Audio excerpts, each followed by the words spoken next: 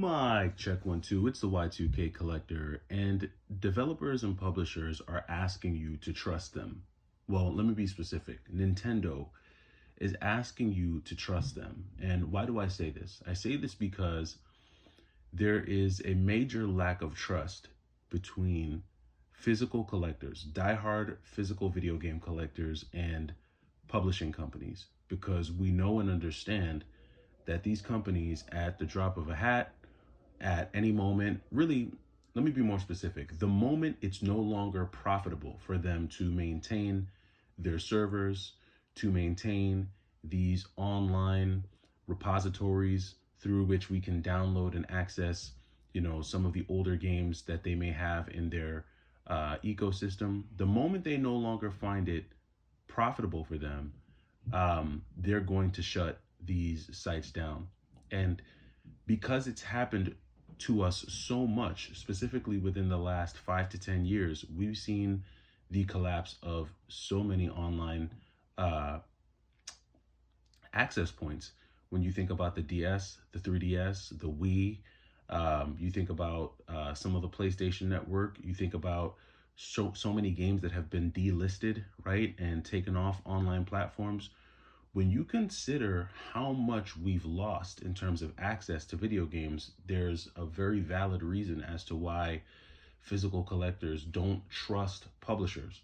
And so what Nintendo has decided to ask us to do is trust them again by introducing the game key. Now, initially when I first heard it, I was like, oh, this is pretty cool. Like, we still have a physical key or a physical game. You can It doesn't matter which console you put the cartridge in, as long as there's internet connection, you can still download and access the game. And initially it sounded cool to me because of how much I disliked the whole code on a paper thing. I really disliked that. But what I realized after kind of just thinking about it more is that what Nintendo is doing is they're actually, that game key thing is a direct play towards physical collectors, because really all it's there to do is to be a display piece. Because at the end of the day, it still depends on the same thing download codes depend on, which is the internet. Not only the internet, but the servers through which you can actually download and access these games. And so essentially, I feel like the game key is Nintendo's way of asking physical collectors, the physical community, to trust them again, to trust that they're going to always give us access to some of these games that we really like and really want. And they're doing this now, I think, because they're really trying to expand their online ecosystem. When you think about how much energy and effort they've put into the Switch Online, the NES Online, the SNES Online, the Sega Online, N64 Online, Game Boy Advance, Game Boy, and now GameCube, right? They're essentially trying to walk us back into their online ecosystem after having taken away access to many of the older games we enjoyed on the other platforms. Like I said, the 3DS, the DS, the Wii, so many of those platforms have been shut down. And so what they're saying is, hey, trust that we're going to give you access to these games for years and years to come. Now, if you're a short-term gamer, if you're someone who's not thinking about things in terms of 15, 20, 30 years down the road, and you're thinking pretty much about gaming over the next 5 to 10 years, then I guess that value proposition makes sense to you, because considering the fact that we just got the Switch 2 and considering how long of a lifespan the original Switch got, it's safe to say that these ecosystems will be around for at least the next 10 years, right? I would say that we're probably going to have some type of Switch Online service for at least the next 10 years. But then someone might say, well, what happens after that? And I guess that all depends on where you're at in your collecting journey, where you're at in terms of gaming, how long you think you'll be gaming. For someone in their 20s, that might be a concern, because if you're 25 today and you're thinking, well, will I still be able to game when I'm 40? That's 15 years from now. We don't know what the landscape is going to look like. We don't know if servers are going to be up. We don't know if these online services will still be around. And so that might be a bigger concern for you. If for someone who's not really worried about the long-term implications of digital-only gaming, or reliance on servers and things like that, then that may not matter to you. And you may say, you know what? Yeah, let me get rid of all this plastic and let me just do the Switch Online thing because that works for me. And I think, it just depends on where you're at in life. But I think most physical collectors, regardless of their age, whether you're in your 20s, your 30s, your 40s, your 50, your main thing is preservation, and not just preservation for yourself, but preservation for the next generation to be able to access and play certain games. And I think that just considering this, I now understand why so many people were really annoyed and upset at the introduction of GameKey, because I didn't really understand it at first. I was like, why is everybody so mad? You now you have a cartridge, an actual cartridge that isn't locked to one console. You can put it in another console, but essentially it's just window dressing on the same dirty window, right? And that dirty window being them asking us to trust that they will always make these games available to us in perpetuity. And we know that's not the case at all. And so I think the fear that collectors have is that, you know what, I'm going to wake up 10, 15 years from now and all of these game keys are going to be rendered worthless. I won't be able to use them unless someone figures out a way to hack them to actually put games onto them. But then that will be, obviously that'll be pirating.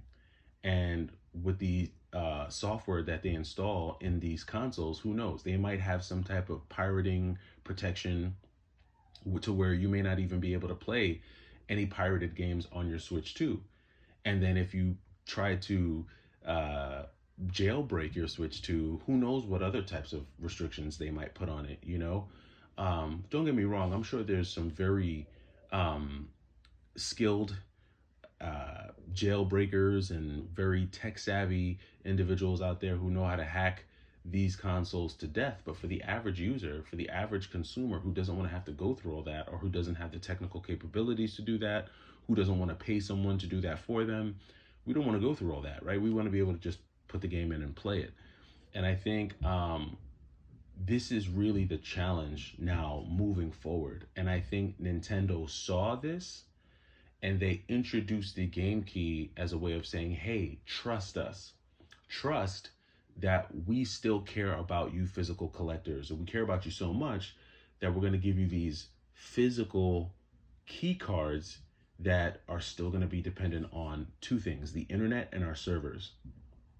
And that's not a physical game to a lot of collectors. That's not physical. What's physical is taking a game that does not need any type of internet connection, putting it into your console that also isn't connected to the internet, and being able to play the game. That's what physical collectors care about. There needs to be zero internet dependence. There needs to be zero dependence on any type of servers. These games need to be able to work independently with these consoles, regardless of, I should be in the desert, in the middle of a desert somewhere, and as long as there's electricity, I should be able to plug in the console and play it. And I think asking a collector to trust you beyond those fundamental aspects of physical gameplay is going to be a stretch. And I get what Nintendo's trying to do, because I don't think they're going to sever the cord as abruptly as, say, a Sony or a Microsoft will. I think when Sony and Microsoft decide to go all digital, they're just going to say, we're all digital. They're going to cut the cord. It's going to be a clean chop, and either you're going to like it or you're not, or you're going to deal with it and move on.